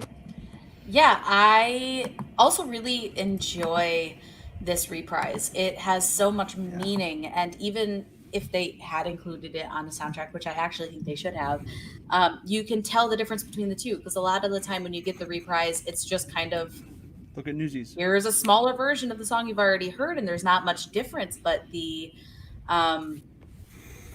real depth that you get with the emotion of this reprise is certainly missed on that soundtrack. The Show Must Go On obviously is just a classic in its own right. Jim Broadbent brings just a really great vocal to it that differentiates it so much from the original version. And you do get that little bit of Satine in there as well. I'm really struggling with this one because I do really love this song, but I'm not sure if I love this song because I love the original song or if it's because I love this version of this song. It's still really high up there. It's either a 4 or a 5. I originally put a 5, so I'll just stick with it. Okay. But it's, I think because this song is so powerful in its own right, that really, really carries over. They definitely don't mess it up. So I'll give them that. They do this song justice. They bring new elements into it that really fit. And the soundtrack is a really great, they do a really good job. I'm fine with the 5. Okay. As long as I'm you're fine okay with with it. that. I'm fine. I'm sticking with it. I'm fine. I almost talked myself out of it. It's good. It's really good, guys. Max. So of all the songs that were not put on the first soundtrack but were relegated to Volume 2, I think this is the most unfortunate case of that. I also think it's a great example of where the like sort of behind the scenes story and meaning of the original song itself adds a whole extra layer to its use in the movie. We heard what Paul said about Freddie and the song. Everybody knows about Freddie's sad, untimely death of AIDS, and there are definitely parallels that can be drawn to Satine's untimely death in the film. I'm going to take this opportunity to talk a little bit about the Broadway show, if that's all right. Go for it, bud. So, like, I'm a big proponent in general of not comparing and contrasting things, because I think different adaptations of things, you're just telling the same story in a different medium. And so if it's good because it's good in its own context, and it's bad in its own context, not because it's worse than, if it's a book to a movie, or in this case, a movie to a musical. So when I saw the show, I first saw it in Boston when they did the out of town tryouts, because I'm such a fan of the movie. I took the train to Boston, and I've seen it a couple times in New York, and I am a big fan of it. I think they did a great job of capturing the tone. It's a true, like, visual and spectacular experience. They sort of break the fourth wall, and you really feel like you're in the club itself, the way they dress the set.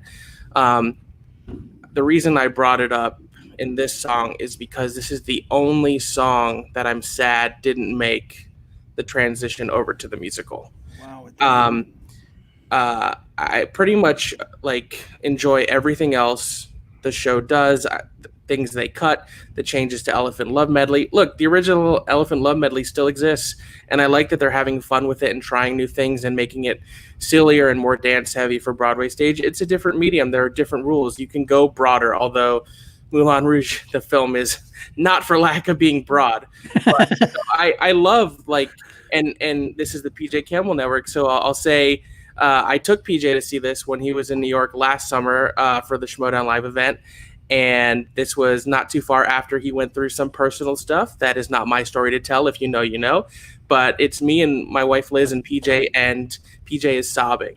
It affected him on such an emotional level, and that's the power of live theater. But anyways, the point is, this is the one song I'm sad didn't make it into the Broadway adaptation.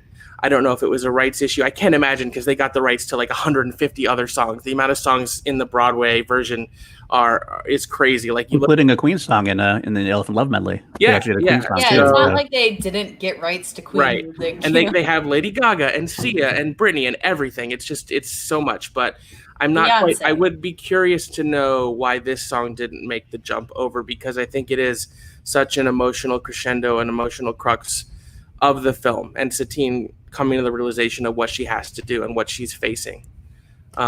So yeah. What's the Queen song that made it into the show, in the Broadway show? Play the Game is in the Elephant Love medley. Yeah. And That's not in Bohemian Rhapsody. It might have been the fact that they were shooting that, and the song might have been caught up in White's issues with the film, maybe. With the film, maybe, because it is used as the credit. And the Broadway musical does make a Bohemian Rhapsody pun, like you did a little bit ago. Which is honestly, like, the fact that they didn't at some point in the movie. But that's a shame that it's cut. But I really think that we'll get more of your thoughts on the Broadway in just a couple minutes. But we're gonna go on to the next. I think I got everybody. No, I did not. I need to give it. Okay, Rachel. Rachel, I completely apologize. What are your thoughts on actually the reprise of this and The Show Must Go On? There's not a lot I'm going to be able to add. Going last has its drawbacks in this show, right? No, don't be. Are you kidding? I love listening to people talk about something that I love as much as they do. Like, this is amazing. I'm so happy to be a part of it. The one thing I'll add about the film and the soundtrack version of this one is that it's so heartbreaking for Satine, and by proxy, all of the Moulin Rouge players, because they all put on a front. They all have to act the way they're expected to act for all of these rich patrons who, run to the club every night and who can go back to their normal lives. Like, this is their lives, and they constantly have to put on a face. And over the course of the movie, Satine breaks through. She pulls the wall down. She falls in love with Kristen. She shows everybody who she really is.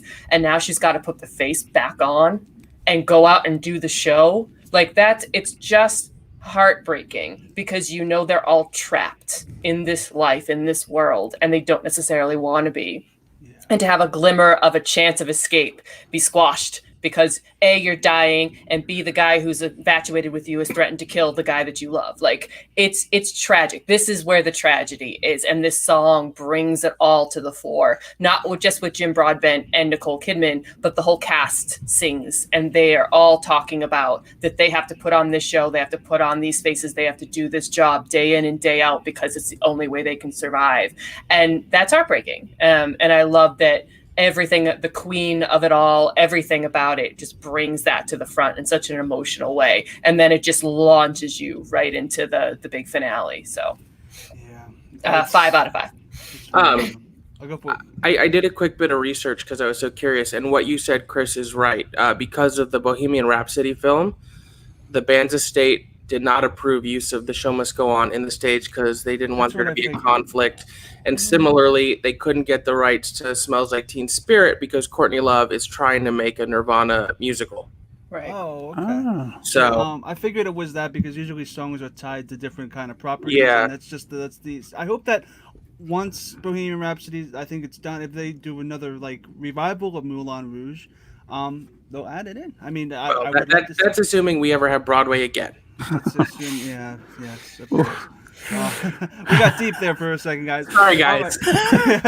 You promised that you would take me to shows, so I know. happen. Look, that's what I do. I produce theater, so it's like I needed to come back so I can make a living. But the disadvantage of going last, as Rachel said, means that you have a lot of opinions that already precede you. But Rachel, I'm going to let you go on the first for this one. It is the finale. It's the Hindi Sad Diamonds finale that really gets butchered on the soundtrack. It really does. What are your thoughts on the finale here? Yeah, it's amazing. I mentioned earlier that I love that the film has an international flair and they bring in sounds from other cultures. And there's a lot of Latin, obviously. There's the French song that we decided not to cover because it's barely in the movie, but it is on the soundtrack. And here they go to India.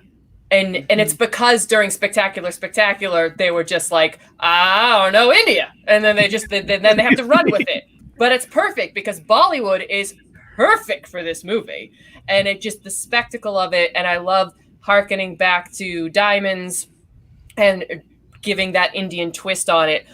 I just wish the soundtrack included the Come What May reprise and then end on the Bohemian anthem where they all rush the stage and they talk about freedom, love, beauty. Like that's the through line, that's the theme, and it all comes together. And yet on the soundtrack, they chop it off and you don't actually get that far into it. So it's like, for that, I'm going to say 4 out of 5. I still love it. The Indian flair and the feel comes across when you listen to it. You're just like, you're not getting the whole picture. And that's, I think, kind of too bad.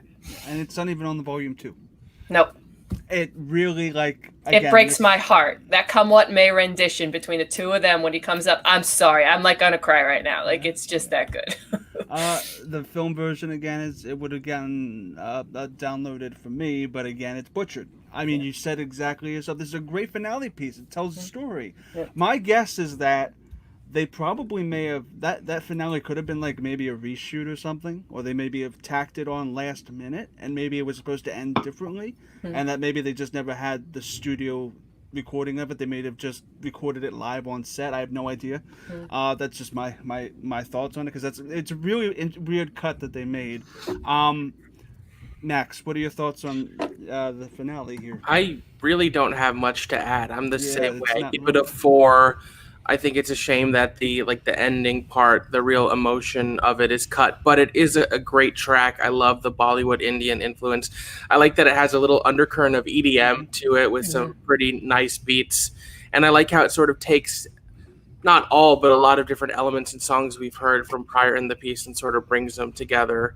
Yeah, it's a 4. It's really good, but it's a shame that the actual film version didn't make it to the soundtrack. Yeah, it's a shame. Paul? I almost want to give it a 3 out of 5 just because I'm so angry at it. I get have a lot of so opinions. angry. Yeah. Whenever it comes on, I start clenching my fist because I'm waiting for it. Again, I was thinking about Come What May. I get goosebumps every time. That moment where she breaks down, she starts singing, and then his lone voice comes out. From then on is probably one of my favorite sequences in movie history. Like, I'm so emotional about it. I was so powerful about it. Bohemians rushing the stage, ending with the Duke coming with the gun, and Jim Broadbent finally committing to something. Boom! Knocks him out. And the whole thing is just so powerful. It's just, how can you not have this on the soundtrack? I don't know how you cannot have this on the soundtrack. I will give it a 3 out of 5 because I'm angry. But the film version itself, I'd be fighting. I'd almost give it a hard rocking if I had another one left for that. That's a shame. Powerful to me. That's a shame. It's just a shame. Yeah. There's a similar issue on the Greatest Showman soundtrack where it ends, and then there's the last interlude of where they kind of reprise the first verse on the piano as he's sitting in the movie theater. It is great, and I don't know why they take that stuff out. It's stupid. It drives me crazy. Kristen, go for it. Yeah, I'm kind of with Paul here. Like, I'm not. It's not so much that I'm mad. I am, because I think it's detrimental to this song to take away the emotional payoff. This song needs the emotional payoff. It really does. This whole soundtrack and the whole musical is so ingrained in feeling your emotions and going for these really deep feelings, and that's the Bohemian lifestyle, and you get so much of that in this montage of a million different music styles and everyone singing and bringing in different pieces of the musical, and it needs to come together in a resolution, and it doesn't. And the fact that they leave it hanging at the end, just, I can't get over it. I really can't. It's great. I really like it, and it would get a higher rating if it had the payoff, if it had the resolution, because this soundtrack does not deserve to end. I mean, there's a closing credit song, but it's just music. You know, it doesn't deserve to end without the payoff, you know? Yeah. So for me, it's a 3. I wish I could give it higher because it's really fun, but I just don't think that they made the right decision cutting off the payoff of the entire movie. And arguably one of the most emotional parts of the movie. I just can't get over it. And there's no excuse for it not to be on volume 2. So I don't get it. That was it's a shame because usually like the closing number of a show should be like a hard rockin' or a rockin' because that's how you close off the show, and it would be that if the soundtrack followed suit with the film. So I don't necessarily blame the film. It's the soundtrack situation, and that's again what we're judging it on. So as Kristen alluded to, Kristen, I'm actually going to go back to you. We're going to go to the credit song, Bolero. It's not anything special in my opinion. It's just music. It's just music. Is there any? I don't think. Yeah, it's just. What are your thoughts on it? No. I mean, it's great music. But it's. I don't know how to like talk about this one because it doesn't have a lot. I should have cut this from the show, but you know you what? Probably should have. I'll talk about it though. It It doesn't have enough. I like the title. That's why. It doesn't have enough byline to the rest of the show. Like they kind of just go berserk with this. It has a really nice kind of melancholy beginning, and then it kind of goes more into like the Indian electro vibe for the remainder of it, and it's musically, instrumentally interesting, and it goes over the credits, so you obviously don't need it to be anything too insane, but all right, as the last song in this soundtrack, you're really missing out if this is what you're choosing to close your musical soundtrack off in. I'll throw it in there as a shuffle. Like, I find it interesting, but I'm not searching for this song when I'm listening to the soundtrack. I should have cut this from the show. It's fine. I know. I like the title of it though. Bolero is really cool. Rachel, there's not much to talk about. Yeah, I mean, it's sort of like, why don't you just play some of Craig Armstrong's score over the end credits? I don't know what this does that wouldn't have done, so it seems like an odd choice. Like Kristen said, I mean, I enjoy it. I think there's some, interesting musical things happening with it and everything, but it goes in one ear and out the other. I don't remember it. I don't continue to think about it because there's just such more powerful things happening in the rest of the soundtrack. So I understand why it was on volume 2 and not volume 1 in terms of the soundtracks, but it did seem a little bit like a reach. I guess maybe they were just searching for things to put on the volume 2 and they were like, all right, we'll do this. But yeah, I mean, I even said it was 2 out of 5 a one-time listen. It's nowhere near on the level of everything else that we've talked about. So, Paul, is this like it would be your third like hard rockin' if you could? Completely not. It's same thing. It's a one-time listen for me. It's nice. It's inoffensive. It's not like anything wrong with it. If it's on, I'm probably not going to skip it. And it's one of those things I could throw out. Like if I'm just like out by the pool and it came on, it'd be nice to kind of like, yeah, okay. But I don't remember it. I can barely remember it, to be honest with you. Whenever I listen to it, I'm like, oh yeah, that's this song. Kind of. Okay. So yeah, I give it 2 out of 5. Max, do you have anything to say? Yeah, I also give it a 2. I agree with what Rachel said. I don't know why they didn't just use the score in the end credits, or they could have done a reprise of Lady Marmalade or something. It's just a little bit of an odd choice, but it's not even. I mean, it's in the credits. It's not even on the first album. Whatever. I'm nonplussed. It is what it is. It's one that ran under my radar. I probably should have cut that from the show, but it's your fault, Chris. You made us talk about it. How dare you make me talk about this one? Before we get into overall thoughts, Max, I just wanted to ask you, like, is there any other differences between the stage and the film version you would like to discuss? I mean, there's a lot of differences, and like I said before, like I'm a big proponent of when you have multiple versions of the same thing, whether it be an adaptation of a book to film, or movie to a play, or a remake. For me, I try my very best to look at the new thing in its own context, sort of like a vacuum, because I could spend hours comparing and contrasting, and then that does a disservice to the artist working on the new piece. And I think, as a stage musical, and I see a lot of stage musical, it's really good. It excels at spectacle. It has great vocals. The one thing, and again, I know I'm sort of contradicting myself, I'm not sure if it nails the emotions as well as the film. I think it works more as a fun night at the theater and not something deep. But the dancing's incredible. The set design is mind-blowing. When you walk into the theater and you see what they have done, how they have just basically created the Moulin Rouge in a Broadway house, it's stunning. And I've been to the Moulin Rouge in Paris, and the Broadway musical is so much more fun. The Moulin Rouge in Paris is a tourist trap where they take your monies. And to quote my wife, she expected a lot more titties and ass than you get.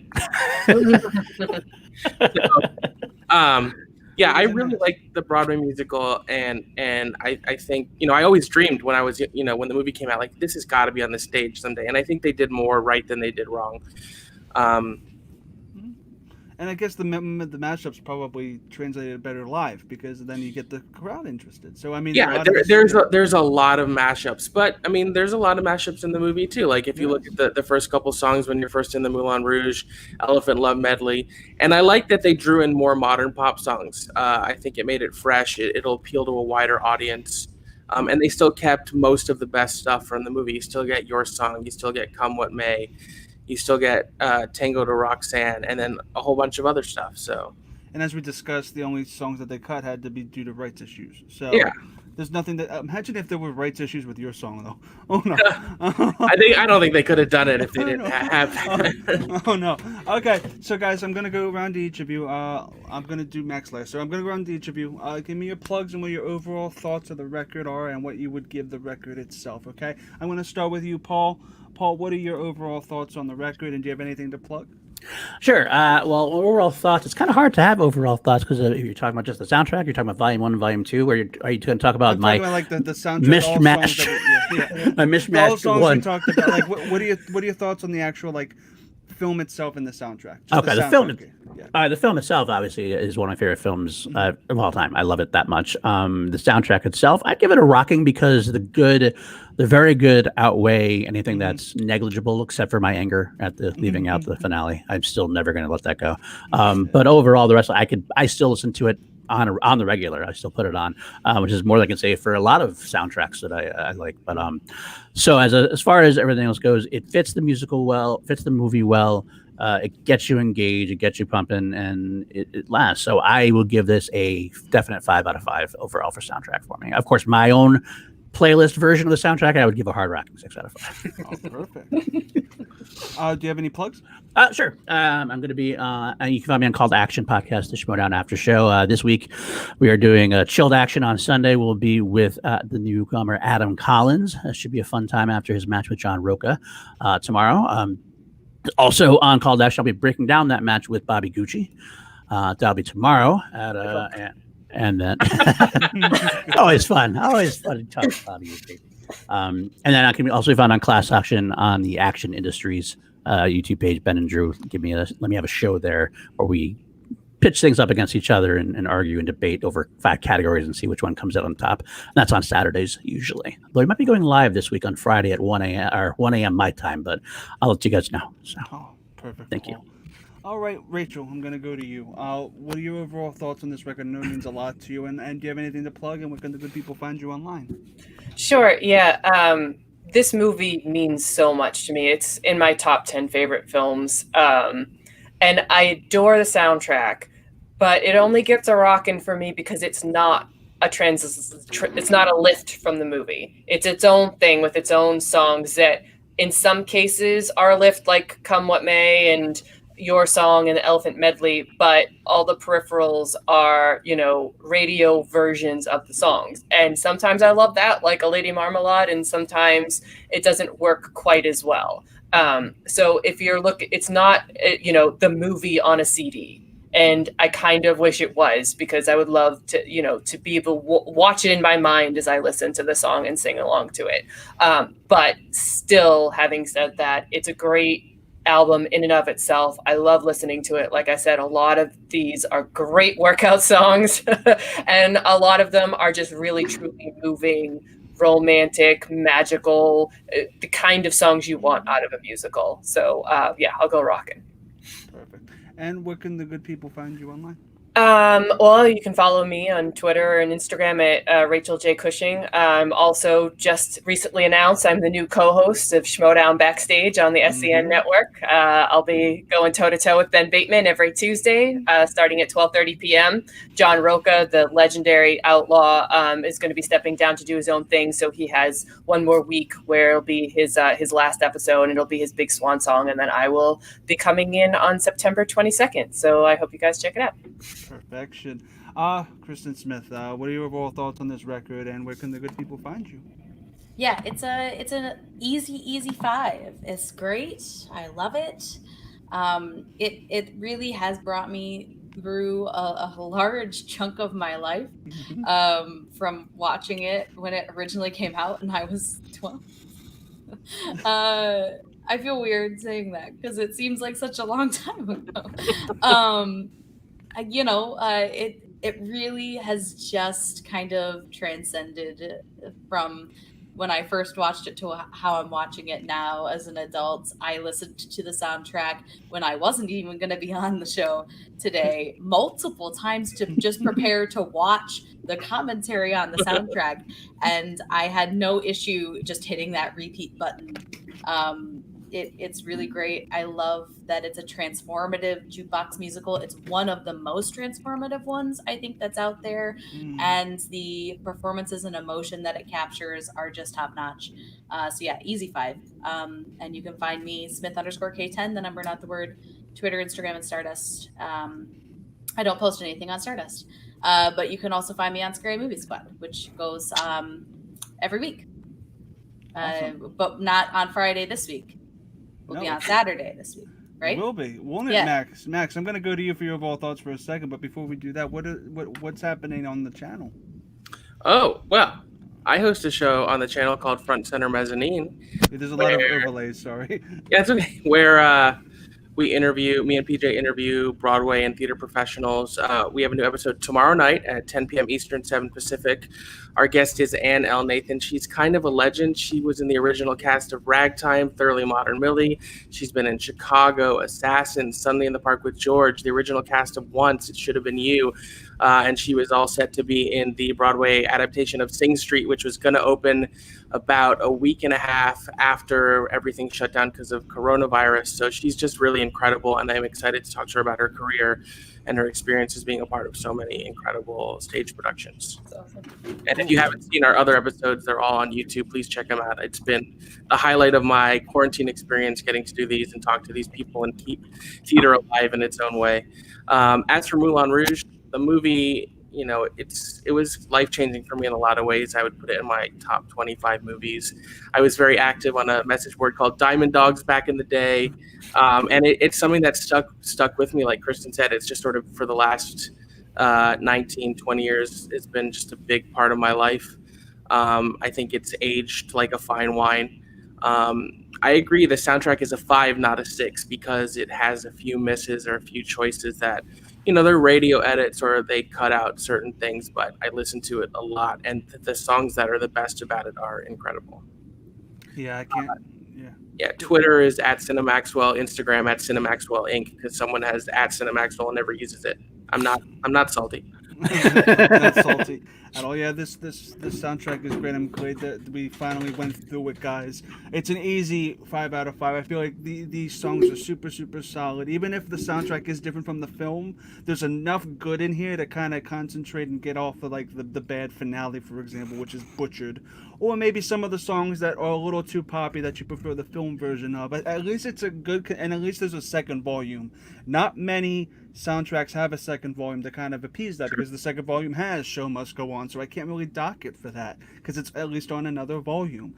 So it's a solid 5. Again, we have Front Center Mezzanine, and as Kristen said, we are going to be doing Watch Along for Friday the 13th on part 2 on Saturday. On Saturday, yeah, because the Schmodown obviously is on Friday, and PJ writes the Schmodown and stuff, so he has to be on call with them.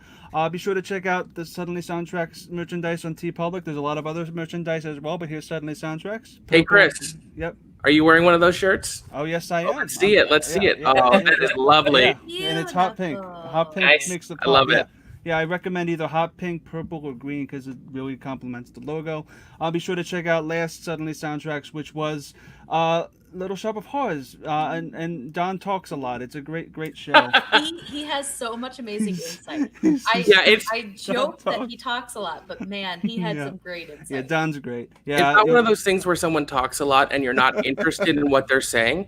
Because, you know, he had played Seymour in a couple productions, so he had really unique insights that only someone who has played the role can have. But he does dominate the conversation. He does. Yes. Yeah, and he's probably the biggest Little Shop fan out of all of us, so I'm glad that he was there. Along with Patrick Hogue and PJ, along with us on call. It's a great episode. Be sure to check that out. And Newsies with Kevin Smets, Robert Parker, and Kristen Smith again. Kristen is like my co-host for this show, basically. You just say, hey, we need an extra person, and I'm just like, I love it because I do not care because Kristen is awesome. Anyway, thank you to Max, thank you to Kristen, thank you to Paul, thank you to Rachel. All four of you are great. We'll see you guys next time on Suddenly Soundtracks. Bada bing, bada boom. Keep rocking. Oh yeah, you can find me on Twitter and Instagram at ChrisClog8788. Those numbers mean nothing, but yeah, rock this sucker.